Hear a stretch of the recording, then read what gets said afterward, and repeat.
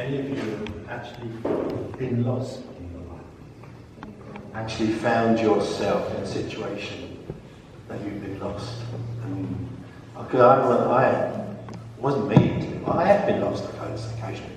But one particular situation was when, many years ago, when my daughter was about 8 or 9, she's slightly older than that now. And it was during the time when there were bomb scares quite frequently in the UK. And we were shopping in Marks and Spencer's in Bromley. And suddenly there was a bomb alert, and everybody was herded out of the store. And Chrissy and I found ourselves outside, and there was no joke. Where is our 7-year-old daughter? What's happened to her? And we were really worried up until that, because in a stressful situation where there's a bomb alert, the whole store come together. They have a policy of what to do, and they basically say, "Come on out, we've got to leave." And somehow or other, she was putting something back on the shelf over this side, and we were over that side. And there's 2 exits in the store in Bromley, and she was taken out by one of the assistants out the other exit, and we was out on that exit. And you can imagine how we were feeling at the time. We were eventually obviously reunited because, but it was nevertheless very stressful. And I guess we've all experienced that in one way or another, perhaps a different situation, where we suddenly turn around and the person we've been with has gone, or indeed a child in particular. I think one of the children wasn't missing on Tuesday, but nevertheless they weren't where they were expected to be. And the mother was going around, "Have you seen him? Have you seen Sophia? Have you seen Sophia?" We actually found, because she hadn't left anywhere, but she was just not in a place that was easily found. Going back to the lost sheep, the Bible is full of images of sheep. And there's several passages in the Bible about the lost sheep. But the important thing to when we look at the lost sheep is what Jesus says, because that's really what I want to focus on today. Jesus says, "I am the good shepherd." He says, "I know my sheep, and my sheep know me, even as the Father knows me, and I know the Father, and I lay down my life for my sheep." So in this, Jesus describes both God and himself as one who knows his flock, and whose flock knows his voice. And amidst all the images of shepherds and sheep, there's one constant theme, and that is that you and I are always the sheep. So why sheep? Well, Jesus would have known all about sheep and shepherds, and David alluded to some of the characteristics of a sheep. I did a little bit of research on it as well. And sheep are notoriously dumb and stubborn creatures. They easily get bored and are prone to wander, oftentimes into danger, and sometimes, as actually David described, into their own demise. Sheep can easily lose their footing and fall, again, is what David was saying. They are essentially social creatures and need the flock. When they are lost, they lie down and refuse to move. So what do we know about the shepherd's life? I mean, David was great at exploring that with us today. The thing is that sheep are helpless to defend themselves against attack. And as David again said, they love green grass and water, and always have to be moved on, I guess, from one section to another, because they eat a lot of grass, so they get them moved on. But to understand this parable, we need to remember what it is like to be helplessly lost. And as I was saying, whether you suddenly find yourself lost or you're hiding, well, you know it's like having a sort of paralysed feeling of fear and desperation. And that is the experience Jesus is talking about when he says, we like sheep have gone astray. So what is Jesus trying to say to us through this parable? First, that the shepherd has compassion for the lost. Leaving the 99 to look after themselves, the shepherd goes looking for the lost. Why? Because he's love and compassion, and he's concerned for the sheep and the dangers and the harm that they might come to. Now, I've got a picture here. And the comment, you can't see it because the projector's gone down. But what it is, a picture of the sheep. Jesus leaving 99 to find one seems crazy. Until you are that one. Yeah. And it's that one. It's that one that makes us all special.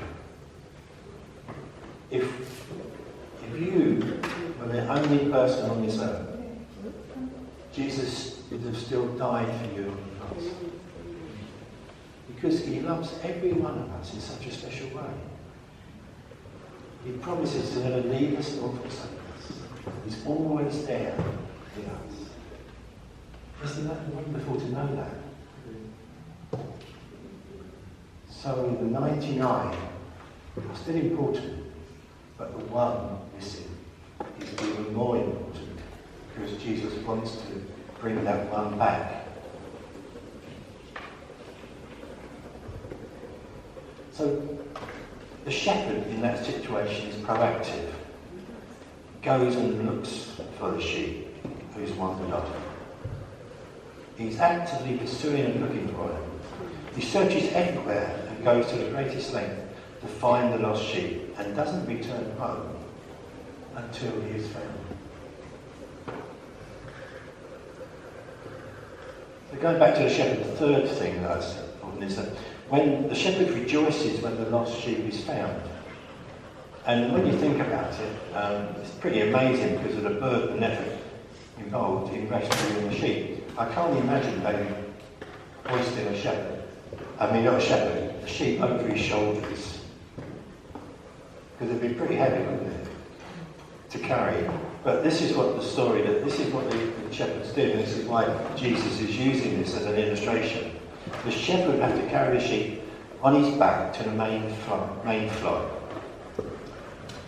You might think that the shepherd might be angry at the sheep, but instead Jesus says the shepherd rejoices in the burden that comes with restoring a lost sheep to the fold. And this is the whole point of the story, this parable that Jesus is saying. We have a God who loves each one of us. And as I said, we are all special to him. And he seeks us out when we are lost. That's why he sent his son. God has a passion and joy for finding the lost. And that's Jesus' speciality too.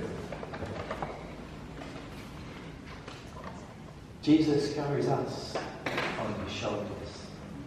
In the same way, when he went to the cross to die for each one of us, he was carrying our sins, carrying everything that we have done wrong and will do wrong. He carried those on his shoulder in the same way as the good shepherd carries that sheep. He gave his life up for each one of us, hung on that cross so that we could be saved. He rejoices when we accept him into our lives, when we say, yes, Jesus, I want to follow you. Your love is so overwhelming me. I want to follow you.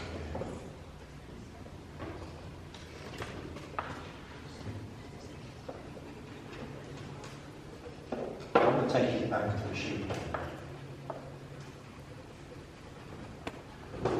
David will know this. When a sheep falls down on their backs, they can't get up.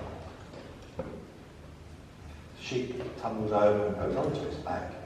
It literally cannot stand up. And this is called a cast sheep.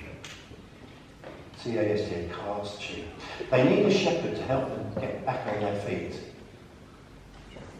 Otherwise they will stay there. They can't move and get back up. They need a shepherd to get them back on their feet. And in our scripture reading today, Jesus says, I know my sheep, and my sheep know me. So, do you think that when Jesus calls himself the Good Shepherd, and he knew that there would be times in our own lives when we would fall down and couldn't get back up without his help?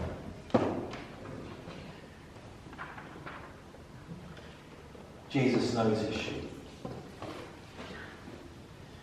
And I'm thankful for the Good Shepherd to pick me up and set my feet firmly on the ground when I fall down. And I believe that to be the case for each and every one of us. That Jesus is there at those times when we need him to help us get back off the ground. And maybe you might need that help. And I'm going to say to you, if you do need that help, and there's people here who will pray with you during the next singing of the next song. It will be our final song. And it's 857, 851. And I'm going to read the first verse, 851.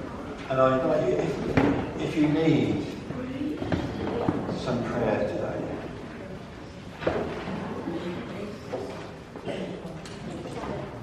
I will offer my love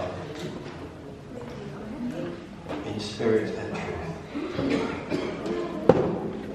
pouring out the oil of love as my worship to you. In surrender I must give my every part. Lord, receive the sacrifice of a broken heart. It's 851. And if you'd like someone to pray with you while this song is being sung, just raise your hand a little bit. And Aaron, you can do it this morning. So if you want to sit and sing this song, that's fine. If you'd like to stand up and sing, it's a beautiful, I will offer up tonight. 851.